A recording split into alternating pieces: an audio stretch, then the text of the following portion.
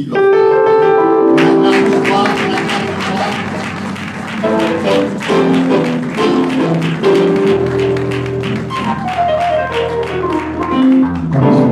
Le Seigneur continue à saluer le Seigneur.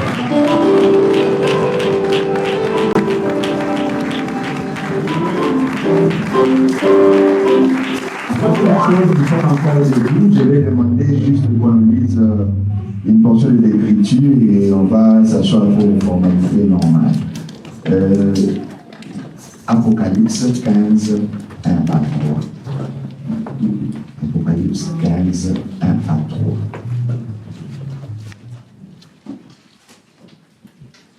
Apocalypse. Nous lisons Apocalypse 15, 1 à 3 au nom de Jésus-Christ. Puis je vis dans le ciel un autre signe, un grand et admirable, 7 anges, qui tenaient 7 fléaux. Le dernier car par eux s'accomplit la colère de Dieu. Et je vis comme une mer de verre, mêlée de feu, de ceux qui avaient vaincu la bête et son image, et le nombre de son nom debout sur la mer de verre, ayant des armes de Dieu. Et il chante le cantique de Moïse, le serviteur de Dieu, et le cantique de l'agneau en disant: tes œuvres sont grandes et admirables, Seigneur Dieu Tout-Puissant, tes voies sont justes et véritables, roi des nations. Seigneur, merci pour ces instants que je te revient. Nous voulons recommander ces instants entre tes saintes mains. Seigneur, qui veut que comme toi parle mieux que nous sommes? Il n'y a que toi. Voilà pourquoi quelqu'un s'était crié, jamais homme n'a parlé comme cet homme. Éternel, que ton esprit soit au contrôle et que Yahweh, ta parole soit annoncée avec puissance et grâce au nom de Jésus. Amen. Amen. Que ce soit en acclamant le Seigneur, en acclamant très fort le Seigneur. Gloire à Dieu, nom de Dieu est vivant. Amen. Amen. Je tiens à remercier l'homme de Dieu, l'évangéliste Madi, pour cette humaine association. À chaque fois que l'occasion se présente, et n'hésite jamais de nous accorder cette faveur. À travers lui, tout le staff, tous les gens de l'Église, tous ceux qui travaillent, les bishops, les pasteurs, ainsi que tout le corps dirigeant, éprouver à moi toute la gratitude. Et je ne pourrai jamais explorer ces mots de remerciement sans vous remercier vous. J'ai toujours l'habitude de dire que l'Église n'est rien sans vous. C'est vous en réalité qui constituez l'Église de la grâce, et je vous demande d'applaudir pour votre propre compte.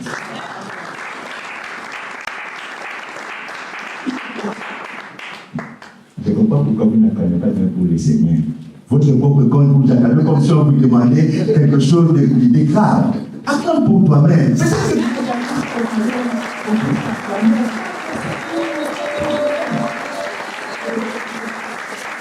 Il s'agit de toi. Gloire au Seigneur. Nous allons partager sa parole.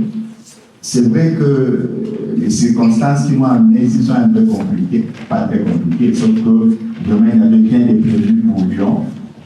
J'étais ailleurs et tout ça, plus précisément à Paris. Mais quand le Seigneur a orchestré ce programme, on ne peut rien faire, rien dire, si ce n'est se plier à la volonté de ce Dieu-là.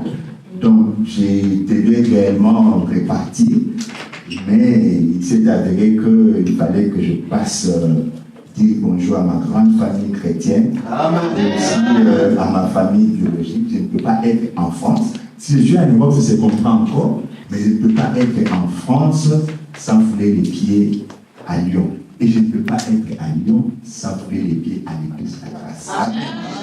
Dieu est merveilleux. Notre thème, nous l'avons intitulé, nous l'avons tiré pratiquement du troisième verset, et il est encore là affiché, je vais donc le lire, et il chantait les cantiques de Moïse. C'est là notre thème. Cantique de Moïse ou cours de joie. Cantique de Moïse ou cours de joie. Je sais qu'il y a des questionnements qui se posent. Cours de joie, cantique de Moïse, oui. Cours de joie. Vous savez, chez nous, moi je suis originaire de la RDC, du Congo. Nous avions dans une des provinces un monsieur qui, bizarrement, n'était pas congolais. C'était un blanc, je ne sais pas de quelle origine. Mais on l'appelait Courtois. Vous savez pourquoi on l'appelait Courtois? Parce qu'à un moment donné, je crois que quelques anciens qui sont ici, originaires du Congo central, peuvent connaître cette histoire. On m'a dit, c'est un monsieur qui faisait de nouveaux riches. Et il vient, il te donne des gris-gris et tout ça, tu vas régner pendant un temps. C'est-à-dire 5 ans, 10 ans, c'est toi, dans les boîtes de nuit, dans les bars, partout, on te chante et tout ça. Et c'est lui, c'est lui. Après les 5 ans, les 8 ans, plus rien. Tout est fini. C'est-à-dire que soit tu meurs, ou bien tu deviens fou, ou on ne parle plus de toi. Donc, courte joie. Et c'est comme ça qu'il s'appelait. Bizarrement, le cantique de Moïse semble être aussi un cantique de courte joie. Ce n'est pas moi qui l'ai dit, bien aimé dans le Seigneur. Et j'aimerais aujourd'hui vraiment que l'on fasse trop parler des Écritures. Le Seigneur, dans Matthieu 11, 17 déjà, il nous disait quelque chose. Matthieu 11, 17, et on va beaucoup lire les Écritures parce que je sais que je vais faire des révélations quand même graves aujourd'hui. Et je n'aimerais pas que ça vienne de moi, ça doit venir des Écritures. Dans Matthieu 11, 17, je vais lire, il y aura des passages que je donnerai au lecteur, et il y aura ceux que je vais lire moi-même pour qu'on gagne un peu en temps. Il n'y en a pas beaucoup. Vous savez, dernièrement, on a parlé du temps. C'est une arrêt très très rare. Matthieu 11, 17 nous dit ceci. Dit, nous avons joué de la flûte et vous n'avez pas dansé. Nous avons chanté des complaintes et vous ne voulez pas lamenter. C'est-à-dire qu'il y a différentes sortes de cantiques ou de chants. Il y a des chants qui font pleurer et il y a des chants qui font danser. Et généralement dans ma société, dans mon pays, vous allez vous rendre compte qu'on sait bien choisir ces chants-là et ces thèmes.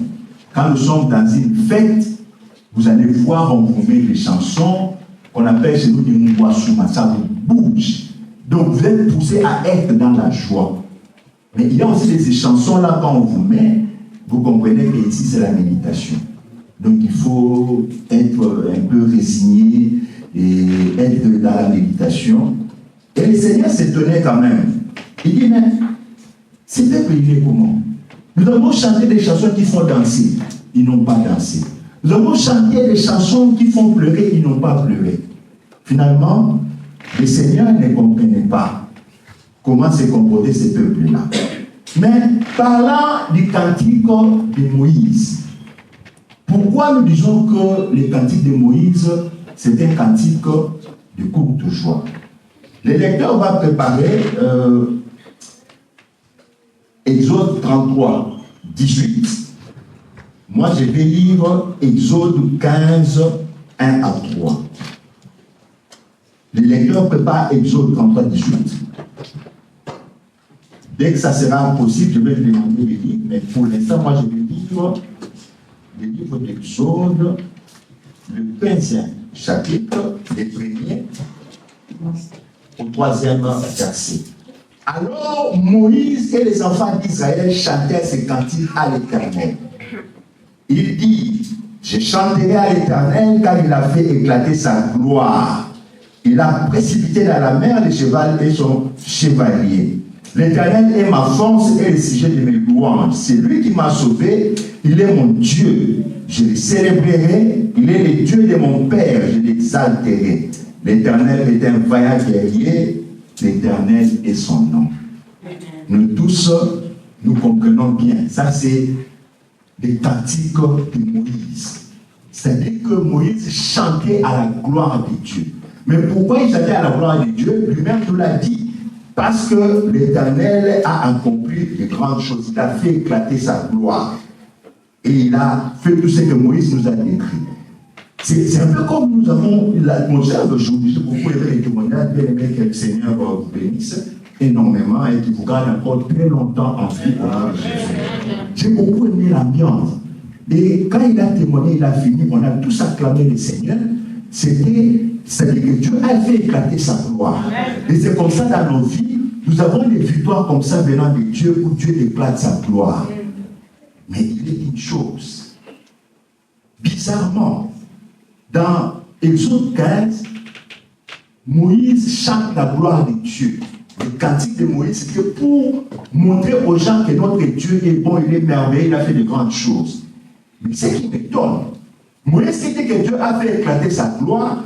Écoutez ce qu'il dit dans Exode 33, 18. Voilà. Moïse dit, fais-moi voir ta gloire. Fais-moi voir ta gloire. Ça pose des questions. Moïse, j'espère que ça tourne bien rond dans la tête. Au niveau du 15e verset, qui nous chante la gloire de Dieu, on arrive pratiquement 15 ou 17 chapitres après, tu cherches encore la gloire de Dieu. Moïse, qu'est-ce que tu veux voir? Donc, comprenez par là, c'est comme ça qu'on parle du cantique de Moïse et des courtes joies. Parce que Moïse a chanté un cantique où il a glorifié Dieu, où il a parlé des bienfaits de Dieu. Mais nous arrivons au chapitre 33e, Moïse commence encore à chercher à voir la gloire de Dieu. Moi, ça m'a fait poser beaucoup de questions. Moïse, qu'est-ce qu'il cherchait? Est-ce que ce qu'il avait vu avant, devant la mer rouge et haute, ce n'était pas la gloire de Dieu? Est-ce que ce n'était pas suffisant? Oui, bien aimé dans le Seigneur, ça nous arrive aussi dans nos vies, des choses comme ça, des courtes joies, des bénédictions où on venait de se réjouir à peine, et après un moment donné, ce sont les larmes. Ça nous arrive. Et nous ne sommes pas les premiers. Ésaïe l'a remarqué. Écoutez ce qu'Ésaïe dit. Ésaïe 63, 18. On peut nous dire ça.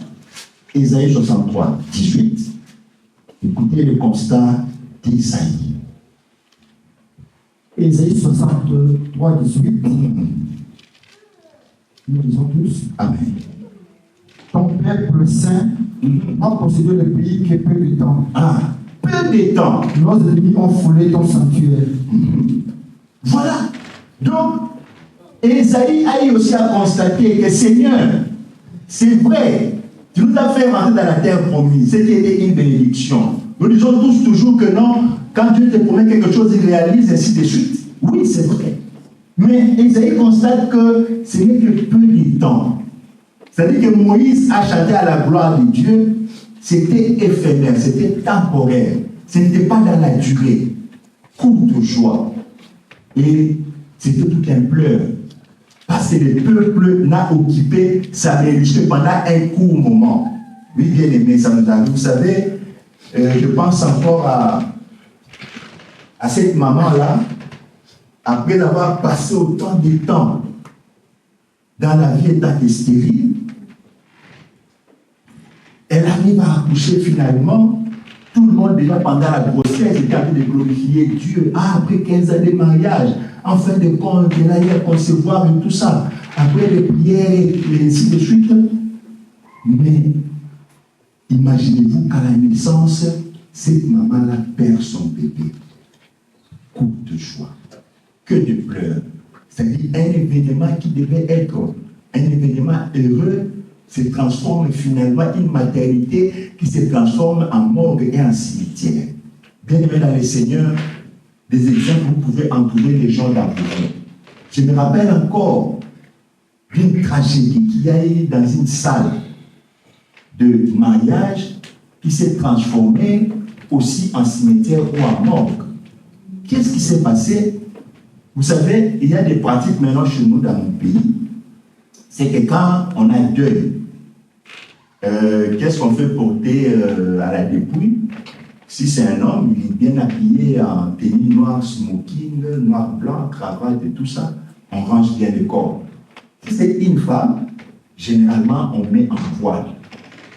Et si c'est une maman assez âgée, et que c'était une famille chrétienne, on met la tenue qu'on appelle Mokri Swazali Munda. Les chrétiens est une lumière. Donc, il arrive que des voleurs étaient allés plutôt récupérer le voile dans les cimetières. C'est-à-dire que c'est une pratique qui s'est faite chez nous. On va déterrer le corps et on récupère ces habits-là. Ça sentait encore le formol. Et la mariée a mis ça sur elle. Et tout de suite après, c'était la mort qui s'en est suivie. Imaginez un peu la scène. Courte de joie. Pendant que les gens... Et d'ailleurs, j'ai appris dans les réseaux sociaux, en venant ici, une histoire comme ça qui m'a été racontée par mon épouse aussi. Elle m'a dit qu'il y avait sur TikTok une dame qui était morte plutôt le jour même de son mariage. Donc, c'est des choses comme ça. Quand on pense avoir tenu sa bénédiction en main, on glorifie Dieu, c'est des pleurs qui s'en suivent. Oui, Moïse, cantique de courte durée, qui ne traîne pas dans les temps. Et vous savez, c'est Dieu à quoi, bien-aimé? Dites-moi Amen, Dieu vous faire des révélations. Bien-aimé, il y a des choses. La parole de Dieu, nous la lisons, mais j'ai comme l'impression que parfois, nous faisons des pages. Il faut plonger dans les Écritures pour comprendre certaines choses. Et ce sont des choses, des faits graves que je vais vous révéler. Ça ne vient pas de moi, je préfère que les Écritures de l'Église. 2 Corinthiens 3, 7. Je vais lire. Et notre lecteur nous lira un peu plus tard Exode 33. Il va lire quelques versets qu'on va sélectionner, mais qui s'est projeté dans Exode 33. Moi, je suis 2 Corinthiens 3, 7. Je parle ici, et la Bible parle du ministère de Moïse, qui était un ministère de la mort. Ce n'est pas moi, c'est la Bible. Écoutez. Or, si le ministère de la mort, gravé avec des lettres sur des pierres, a été glorieux, au point que les fils d'Israël ne pouvaient fixer les regards sur le visage de Moïse à cause de la gloire de son visage, bien que cette gloire fût passagère. Voilà, courte joie. Une gloire passagère. Mais ce qui me retient ici, c'est la première partie. La Bible nous fait une grave révélation. La Bible nous dit que le ministère de Moïse était un ministère de la mort. Donc, l'Éternel a confié à Moïse. L'Éternel a donné à Moïse, pas de manière inconsciente, nous parlons de notre Dieu, de manière délibérée, il donne à Moïse un ministère de la mort. C'est-à-dire un ministère qui devait tuer, décimer des peuples, décimer des gens. C'est quand même grave, bien-aimés dans le Seigneur. Le ministère de Moïse, qui était un ministère de la mort, la Bible nous dit quand même que c'était un ministère glorieux. Mais pourquoi? Pourquoi le Seigneur peut donner à Moïse un ministère de la mort? Bien-aimé, là, je me révèle à nous faire des révélations. Est-ce que quelqu'un ici peut supporter savoir que notre Dieu est un Dieu tranquille? Hein? Notre Dieu est un Dieu rancunier. C'est-à-dire que nous les hommes, tels que nous sommes là, parfois j'entends les gens dire, j'ai déjà aussi entendu ça quelque part de moi. Je ne sais pas si c'est vrai, c'est le témoignage des hommes. On fait attention, parce qu'il y a parfois il est très colérique. Hein. Quand je le regarde, je ne sais pas. Mais bon, les gens, parfois on dit ça. Parfois on a dit ça aussi de toi. Hey, c'est quelqu'un de très colérique, il est hystérique, il ne faut pas toucher. Non, mais toi tu as touché l'histoire de Yamado. Yamado, c'est quelqu'un de colérique, tu vas voir ce qui va arriver. Ah! Bien aimé, les hommes pensent qu'ils savent se fâcher. Rassurez-vous, vous ne savez pas vous fâcher. Vous ne savez pas vous fâcher. Ce que vous faites là sont des blagues et des aventures. Dieu est un Dieu rancunier. Lisez-nous Naoum 1, 2. On reviendra sur Exode après. Lisez-nous quand même Naoum 1. On pourra même lire les 2 premiers versets. C'est pas grave. Naoum. C'est vers le livre de la fin du Nouveau, de l'Ancien Testament.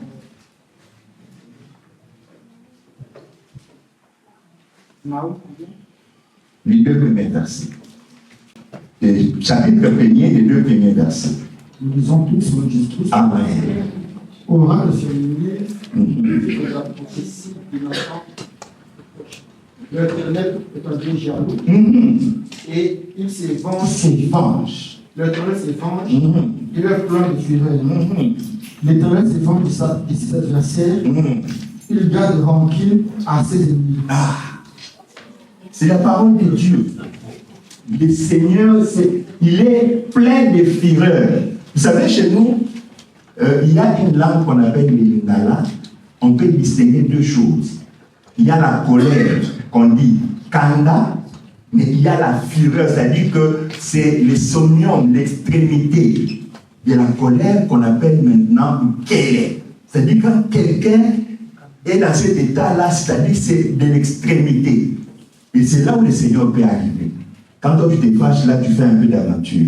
Le Seigneur est plein de fureur, il se venge de ses adversaires, il garde rancune à ses ennemis. Donc quand je disais que Dieu est rancunier, ça ne vient pas de moi, de sa propre parole. Dieu garde rancune. C'est-à-dire quand toi tu dis, oh non, moi avec toi là, seulement au cimetière, tu mens. Dieu sait garder rancune, mesdames et Seigneur.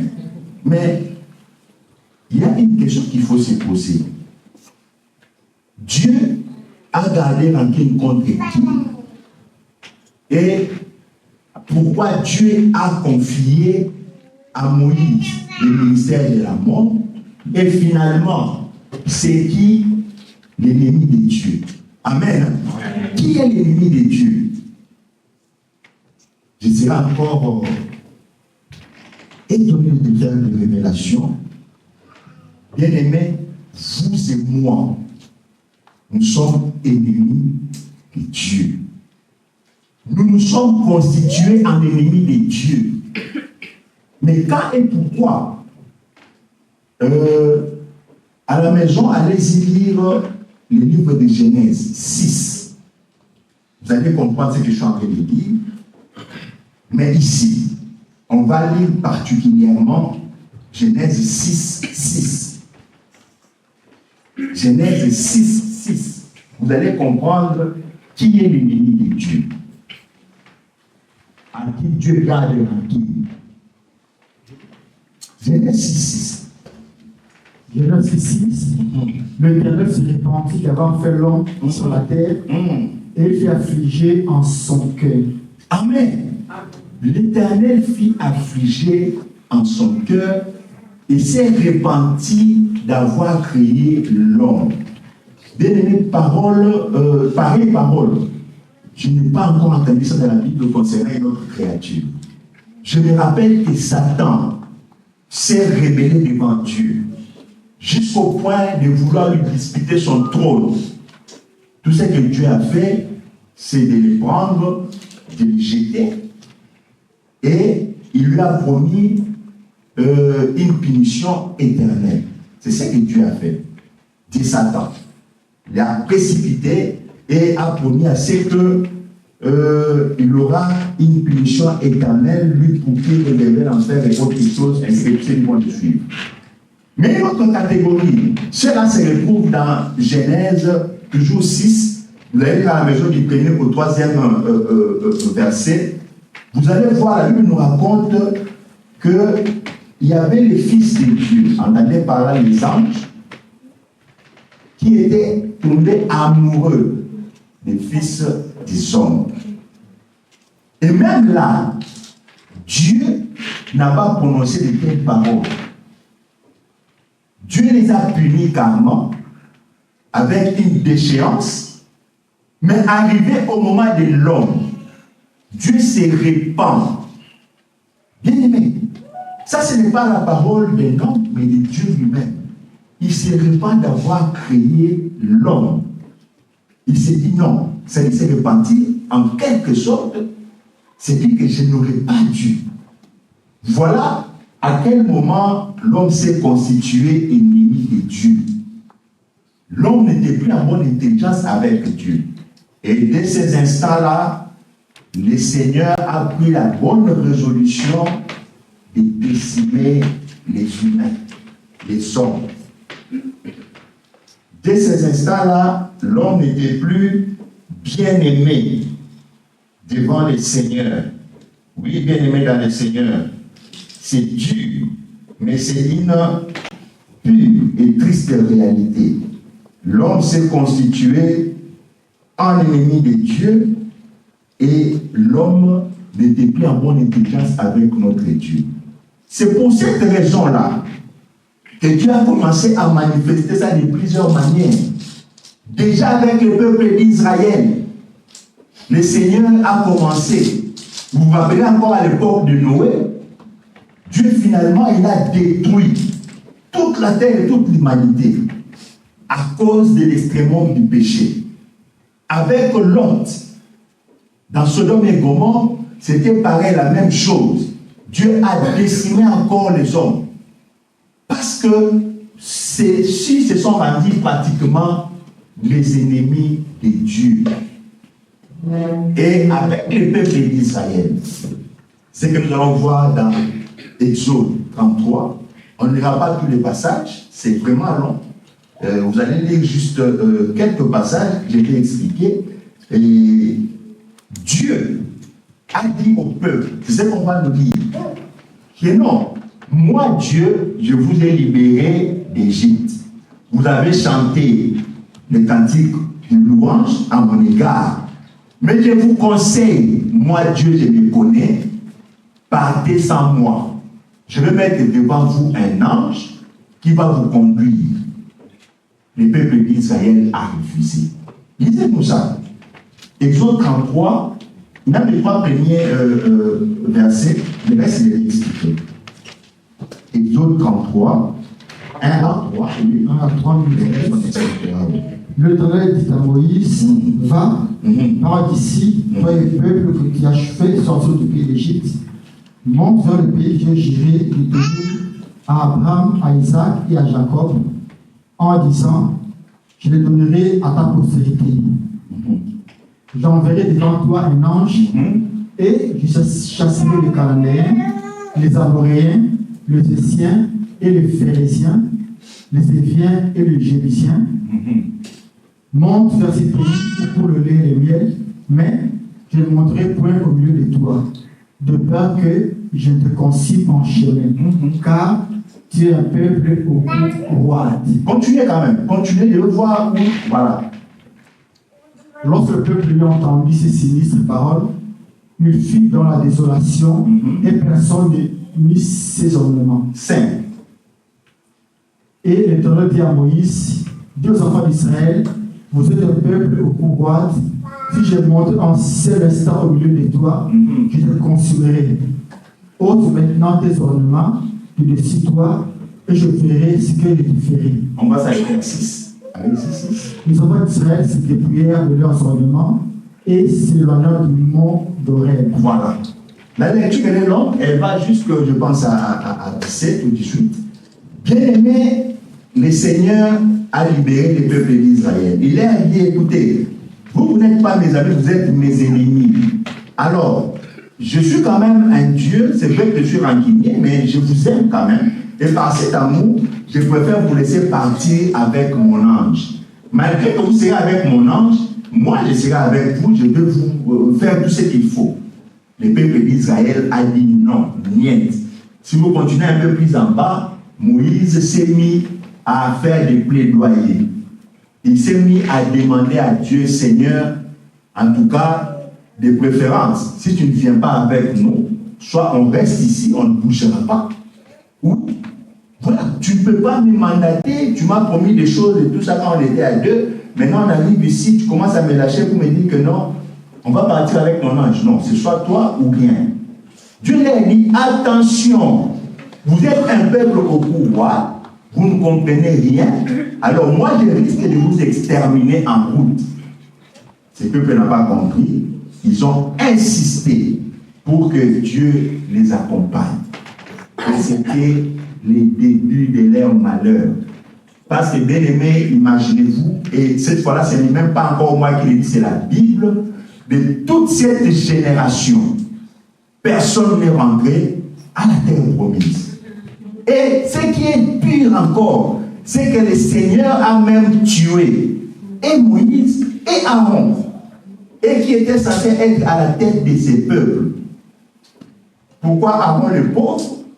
Tout simplement parce que c'est lui. Lorsque Moïse était allé sur la montagne, il est resté là fabriquer les veaux d'or. Après la pression du peuple, le peuple a demandé, non, nous on veut aussi avoir un Dieu comme les autres nations, qu'on peut toucher, qu'on peut voir, qu'on peut adorer à ce prosternant.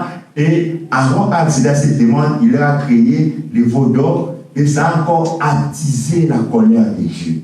Dieu s'est encore fâché jusqu'au point de se dire non de ces peuples au couloir.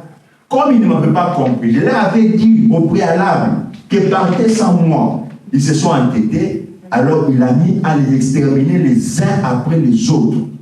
Et pratiquement au bout du compte, personne n'est resté. Et c'est même son successeur qui a fait entrer ces peuples sur la terre promise, comme Dieu l'avait promis. Bien-aimé dans le Seigneur, l'homme s'est constitué un ennemi de Dieu de par son attitude et de par sa façon de faire. Lisez-nous Exode 19, 12, qui montre encore que Dieu était vraiment en colère. Il a fixé les limites. Exode 19, 12. Exode 19, 20. 19, 12. Tu fixeras au peuple des limites tout autour. Et tu diras, gardez-vous de monter sur la montagne ou d'en toucher des bords. Quiconque touchera la montagne sera puni des morts. Donc, Dieu était très très en colère et le peuple l'a constaté.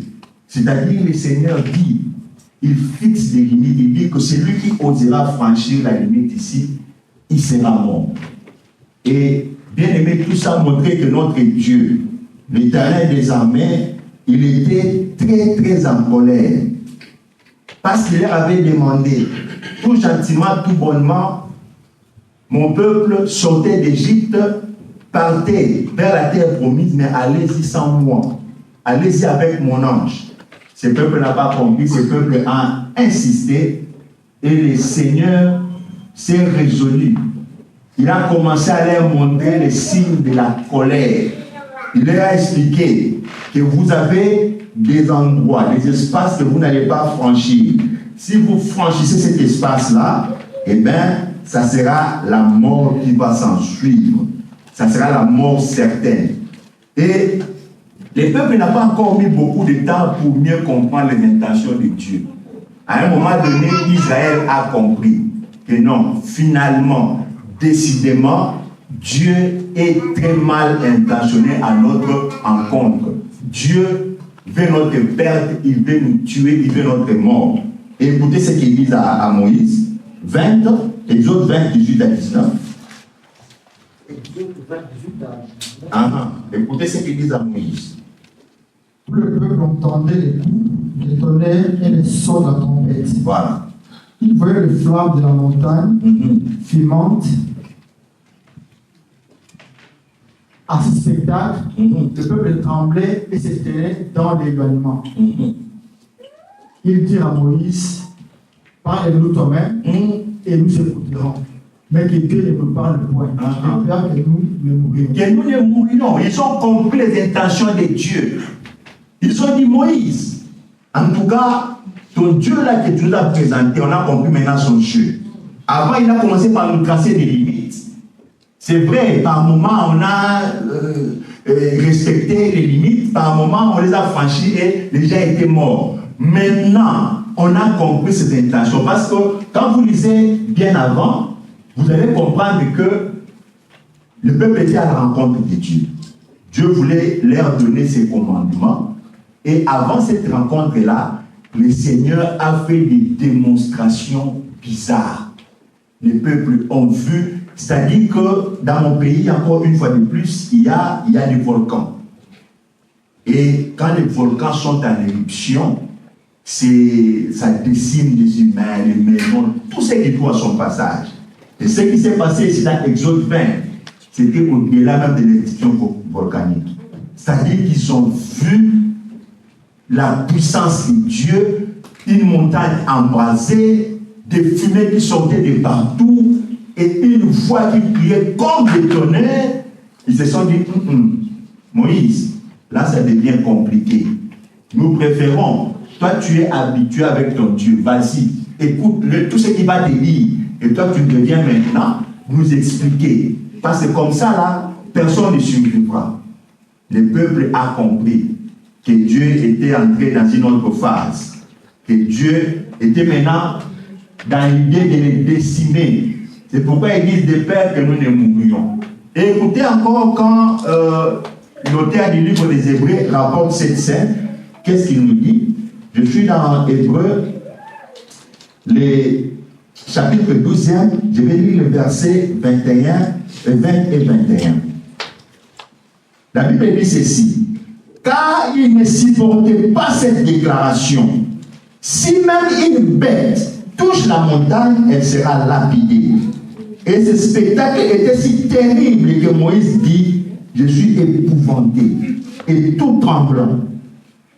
Même Moïse, lui qu'on envoyait ici, Moïse, toi va voir. Lui-même, à la vue du spectacle, la Bible nous dit qu'il était tout tremblant, il était épouvanté et il n'en pouvait plus. Bien-aimé, la rancune de Dieu, sa colère était devenue excessive. Et le peuple a encore rajouté avec la fabrication du veau d'or. Et le Seigneur s'est fâché davantage. Il a dit, plus personne ne sortira de ces lieux vivant. Et quand Moïse a entendu ça, nous savons tous, déjà la colère de Dieu là, nous le savons. Même certains adages les disent, oh non mais Dieu a changé. Le Dieu d'antan là qui ouvrait la terre, qui faisait avaler les gens, oui, c'est de ça que l'on parle. C'est-à-dire un Dieu qui n'hésitait pas un seul instant à montrer sa colère et sa rancune contre la race humaine. Chaque fois que vous péchez, vous faites une bêtise, il a tracé une limite, vous n'écoutez pas, vous mourrez. Et le peuple a expérimenté cela. Moïse lui-même qui était à la tête a vu ces choses. Il s'est présenté en intercesseur. Lisez-nous Exode 32, 30 à 35. Moïse s'est mis à intercéder pour le peuple. C'est pourquoi d'ailleurs quand on fait des formations sur l'intercession, on parle de ces choses pour montrer comment Moïse était un intercesseur pour les autres. Exode 32, 30 à 35. Oui. Le lendemain, Moïse dit au peuple, vous avez commis un grand péché. Très grand péché. Je vais maintenant monter vers l'Éternel. J'obtiendrai peut-être le pardon de votre péché. Voilà. Moïse retourna vers l'Éternel et dit, ah, ce peuple a commis un grand péché. Ils se sont fait un dieu d'or. Pardonne maintenant leur péché, sinon efface-moi de ton livre. Moïse met sa vie en danger. C'est-à-dire qu'il est en train de négocier avec Dieu, de troquer. Moi, j'ai mon nom ici dans les livres de l'Église. Tu ne veux pas pardonner ce peuple, tu effaces mon nom. Continue. L'Éternel dit à Moïse, c'est celui qui a péché contre moi que j'effacerai de mon livre. Donc Moïse arrête les aventures, toi tu n'as rien fait, c'est ce peuple qui a péché, alors ton nom sera gardé dans les livres de vie. Mais tout celui qui a péché verra son nom effacé. Va donc conduire le peuple où je t'ai dit, fais ton job. Voici, mon ange marchera devant toi, mais au jour de ma vengeance, la rancune, je le punirai de leur péché. Voilà. L'Éternel frappa le peuple, ensuite il avait fait les veaux fabriqués par Aaron. Voilà. Bien aimé dans le Seigneur, là nous vivons encore un aspect de la rancune de Dieu. Dieu dit à Moïse, petit, vas-y, fais ton job. Le reste ne te concerne pas. Moi, je règle mes affaires. Toi, tu fais ce que moi je t'ai envoyé tout tranquillement. Moïse a fait ce qu'il pouvait faire à son niveau. Il a essayé de négocier, ça n'a pas marché. Il a même troqué sa vie, son avenir, contre le pardon de ses peuples. Ça n'a pas marché. Et bien aimé, Moïse n'avait pas de choix. Il n'avait pas de choix que de se plier. Quand il a vu qu'il s'était plié, il s'est plié lui-même. Il s'est dit, mais finalement, qu'est-ce que je vais faire? C'est lui-même le boss qui a dit, qui a parlé, je n'ai pas de choix. Et finalement, en voyant ça, Moïse s'est mis à prophétiser. Vous allez lire dans Deutéronome 18, 15, et vous allez voir que Moïse a commencé à prophétiser. Et il dit, oui, malgré tout ce qui s'est passé, Dieu suscitera au milieu de son peuple, Dieu te suscitera un autre prophète qui est comme moi et qui va faire, voilà. L'Éternel, ton Dieu, suscitera du milieu de toi, d'entre tes frères, un prophète comme moi. Vous l'écouterez. Parce que Moïse a compris qu'à son tour, c'était plié, tout était fini. Il a demandé le pardon, Dieu ne lui a pas accordé. Il lui a dit, je tuerai celui qui a mal agi, je vais me venger, je vais te rancunier et jusqu'au bout. Et Moïse a prophétisé, et là vous comprenez qu'il s'agissait de notre Seigneur Jésus-Christ. Amen. Amen. Dieu dit, je susciterai au milieu de toi, d'entre tes frères, un prophète comme moi, vous l'écouterez. Donc la venue du Seigneur a commencé déjà.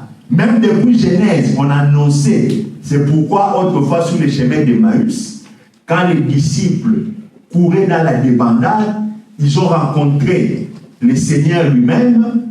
La Bible dit, il leur a montré depuis Genèse jusqu'au prophète et pour leur montrer que cela parlait de lui. Donc dès Genèse, on a déjà commencé à annoncer la venue du Seigneur. Et ici, Moïse annonçait déjà que le Seigneur va citer un homme comme moi. Et comme moi, vous allez voir que entre Moïse et le Seigneur, le parallélisme, il est quand même grand. Vous allez voir qu'à l'époque du Seigneur, comme à l'époque de Moïse, quand Pharaon avait demandé à ce qu'on tue tous les enfants des Hébreux d'un certain âge jusqu'à 0 ans, pareil avec le Seigneur, quand Hérode a appris que le Seigneur naissait, il a demandé à ce qu'on tue les enfants d'un certain âge jusqu'à 0 ans. Et vous allez voir que Moïse, quand il parlait, il avait comme interprète Aaron, et le Seigneur, lui qui avait souvent l'habitude de parler en parabole, il y avait le Saint-Esprit pour venir interpréter les choses. Il dit que celui qui viendra après moi va vous dire les choses en toute clarté. Donc, vous allez voir que le Seigneur a fait des miracles, Moïse en a aussi fait. Donc le parallélisme entre Moïse et le Seigneur n'est plus à chercher. Bien aimé, Moïse commençait déjà à prophétiser parce qu'il avait compris que pour lui c'était fini, il n'y avait plus rien. Et autre chose, en parlant toujours de notre Dieu, j'ai lu encore la parole de Dieu, j'ai compris qu'il y avait un autre serviteur de Dieu qui avait vu des choses et a compris. Il s'agit de Job. Bien aimé, nous savons tous et nous comprenons, nous connaissons l'histoire de Job, ce qui s'est passé dans sa vie, comment ça a commencé. La Bible nous témoigne, nous montre, ça c'est Dieu lui-même, devant Satan, qui témoigne pour Job, qui dit que non, celui-ci, est-ce que tu l'as vu sur cette terre?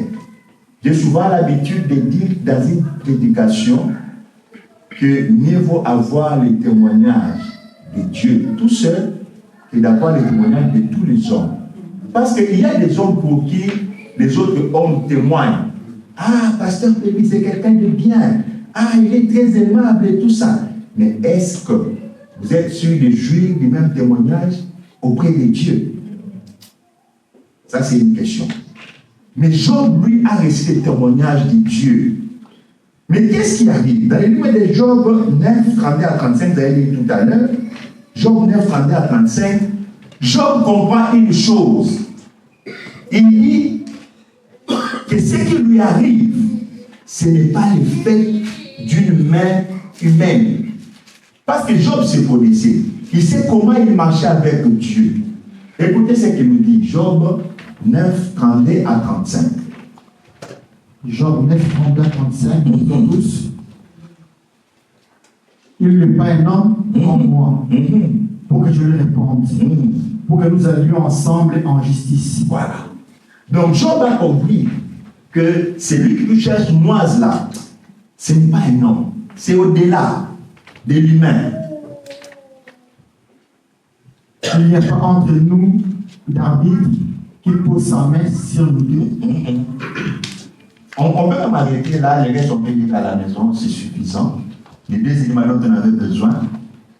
Et la première chose, c'est que Job a compris que ce qui est arrivé là, ce n'était pas l'œuvre d'un homme.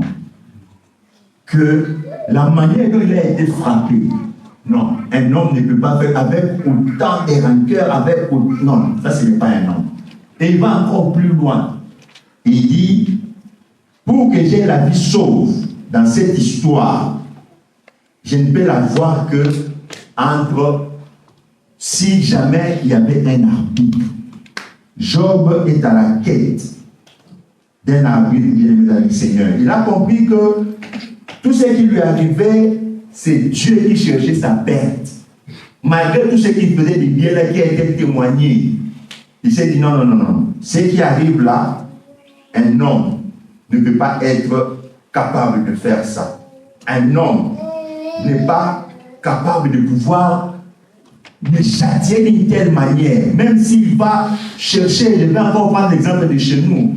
Il y a une maladie ici qu'on appelle, en fait, pas ici, hein, une maladie qu'on appelle ulcère de Bury. Je pense savoir bien dire les choses.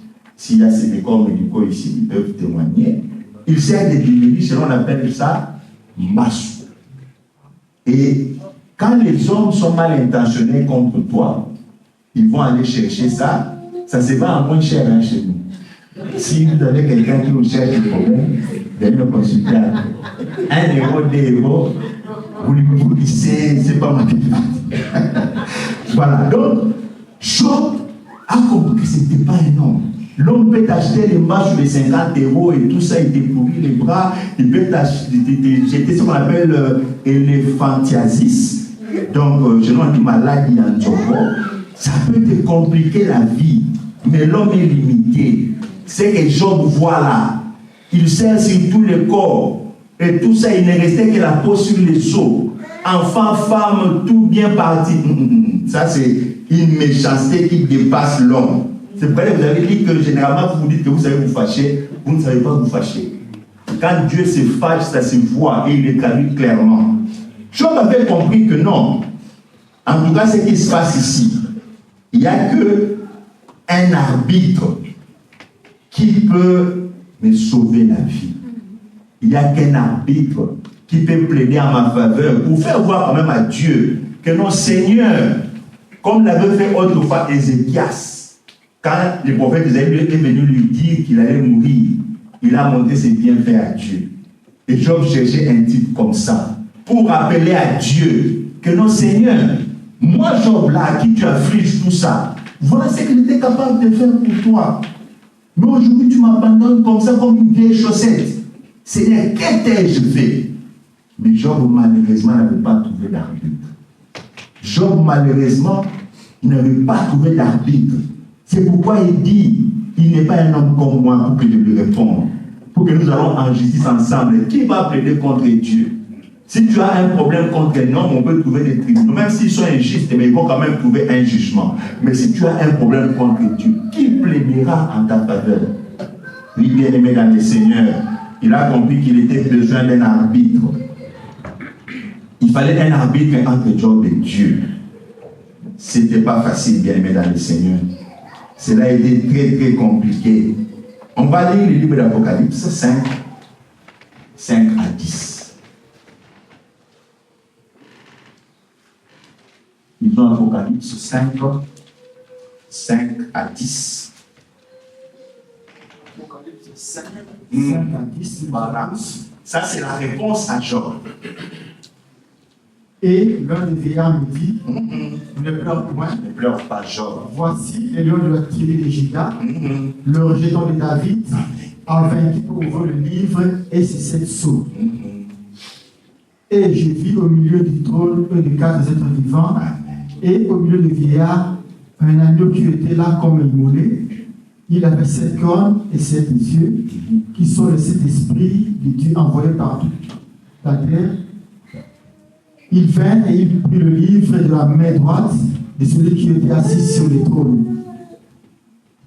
Quand il prit le livre, les 4 êtres vivants et les 24 vieillards se prosternèrent devant l'agneau, tenant chacun une harpe et des coupes d'or remplies de parfums, qui sont des pierres de saints.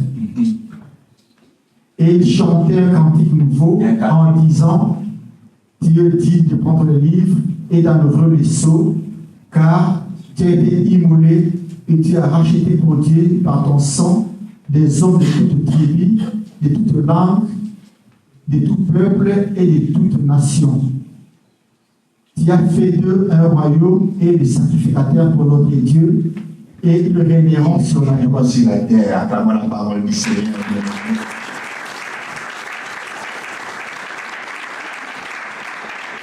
Dieu est merveilleux.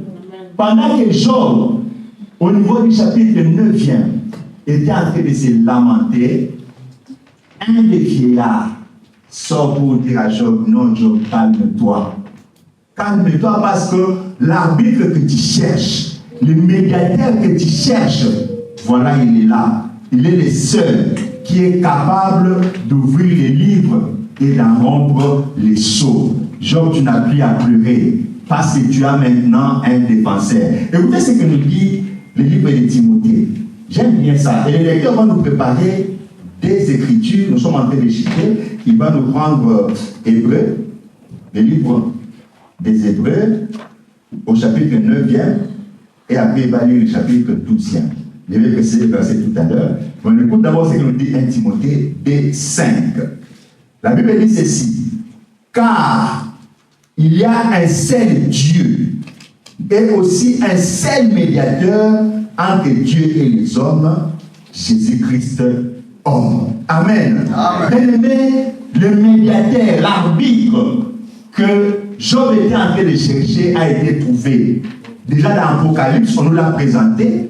C'est lui qui était capable d'ouvrir les livres et d'en rompre les sceaux. Et ici, on nous le présente encore plus clairement. Jésus-Christ, homme. C'est lui qui était 100% homme, parce qu'il devait être comme toi. Dans la loi de rachat en Israël, c'était que ton plus proche parent qui pouvait te racheter. Voilà pourquoi Jésus devait être 100% homme. Mais dans tout ça, il était aussi 100% Dieu, parce que c'est lui le créateur de toutes choses. Et on est en train de le présenter pour dire qu'il est là, l'homme qui est venu pour te sauver, qui est venu pour te faire du bien. Oui, bien-aimé dans le Seigneur, je suis venu t'annoncer qu'il est vrai qu'on a chanté un cantique de Moïse, un cantique de courte de joie. Mais maintenant, le Seigneur est venu aussi avec son cantique. Celui-là sera dans la pérennité. Amen. Et si tu avais une bénédiction venue de Dieu et que le monde du ténèbre a voulu écouter cette joie-là, a voulu faire des malheurs, aujourd'hui je suis venu t'annoncer que tu as désormais quelqu'un qui va plaider pour ton compte, qui va parler pour ton compte. C'est lui l'arbitre que cherchait Job. C'est lui le médiateur qui a été placé entre Dieu et les hommes. Il est là pour défendre ta cause. Bien, vous allez lire à la maison, dans Amos 3:8, on nous présente, on nous dit, quand les lions rugissent, il n'y a personne, mais alors personne, tout le monde est effrayé. Amos 3:8 nous dit ça. Oui, parce que quand les lions rugissent, bien aimé dans le Seigneur, personne ne peut encore se lever pour placer un mot. Mais ce que j'aime dans la parole de Dieu, Hébreux 9:15 et Hébreux 12:24, vous allez lire à la maison, ça complète 1 Timothée 2:5 pour nous présenter l'arbitre. Mais c'est que j'aime, quand on a présenté les lions qu'il y a dans Amos 3:8, maintenant Apocalypse 5:6, c'est là où nous allons chuter. Regardez ce qu'Apocalypse 5:6 nous dit. Déjà ici, on nous parle d'un lion qui rugit, qui ne serait effrayé. Le Seigneur éternel parle, qui ne prophétiserait. On a écouté Apocalypse 5, 6. On va chuter par là. Apocalypse 5, 6. Je vis au milieu du trône. Au milieu du trône. Et les 4 êtres vivants. Et au milieu du vieillard, un agneau qui était là comme immolé. Un agneau qui était là comme immolé. Mais qui est assis sur le trône, déjà à la base, c'est le lion. Amen. Le lion de la tribu de Juda. C'est lui qui est assis sur le trône. Quand il rugit, personne ne peut parler, tout le monde est effrayé. Mais quand Jean regarde, il essaye de voir, il ne voit plus un lion. Il voit un agneau. Comment était l'agneau? Il avait 7 cornes, 7 yeux, qui sont les 7 esprits de Dieu envoyés par toute la terre. Oui, bien aimé dans le Seigneur, c'est la nouvelle que moi je suis venu t'apporter ces jours pour te dire que tu n'es pas seul. C'est vrai, Job avait pleuré. Job avait pleuré. Mais après, Job s'est rebiffé. Il s'est même transformé en prophète. Quand vous allez lire dans Job 19, 25, il vous dit, je sais que mon Rédempteur est vivant et il s'élèvera les derniers. Bien-aimé, c'est lui que Job cherchait dans les temps. Toi, tu l'as aujourd'hui. Aujourd'hui, bien-aimé dans le Seigneur, aucune main ne peut sévir contre toi. Parce que du lion qu'il était, du rancunier qu'il était, Dieu s'est transformé en agneau. La douceur, l'amour, la bonté. Voilà pourquoi il dit, désormais, personne ne peut encore me faire du mal, car Christ, mon agneau, a déjà été immolé. C'est fou. Je suis venu te dire de te réjouir. De te réjouir parce que tu n'es plus dans les pleurs. Parce que la rancune de Dieu ne peut plus rien faire contre toi. Parce que Dieu ménage sous la protection de l'agneau. L'agneau de Dieu. Tu ne chanteras plus les cantiques de Moïse, des cours de joie. Maintenant, c'est les cantiques de l'agneau. Où les gens chantent, les gens que Dieu a préparés, les gens que Dieu lui-même a rachetés de toutes parts. Parce qu'il est puissant. Bien-aimé dans le Seigneur, ces jours, je suis venu t'annoncer que tu as un arbitre, que tu as un homme qui est venu, il a donné sa vie pour toi. Et désormais, tu n'as plus de cours de joie. Je t'annonce maintenant que le mariage que tu auras sera un mariage pérenne. Que tu auras des enfants que tu vas toucher entre tes mains. Tu n'en pleureras pas au nom de Jésus. Je te dis maintenant, toi qui étais habitué à des CDD, attends-toi à un CD qui a fait de venir et qui t'amènera jusqu'à ta retraite. Je te dis aujourd'hui que tu vas vivre les merveilles de Dieu. L'agneau immolé, celui qui est là pour te faire du bien. Fini le temps de la colère, fini le temps de la rancune. C'est maintenant le temps de la réjouissance. C'est plus le temps du cantique de Moïse, de cours de joie. Mais c'est le temps maintenant du cantique de l'agneau qui amène la gloire. Et Dieu bénisse ça.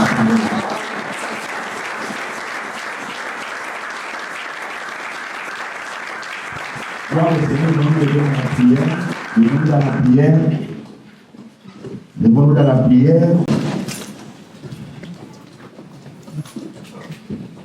Bien-aimé dans le Seigneur, je ne vais donner qu'une seule intention de prière. Une seule.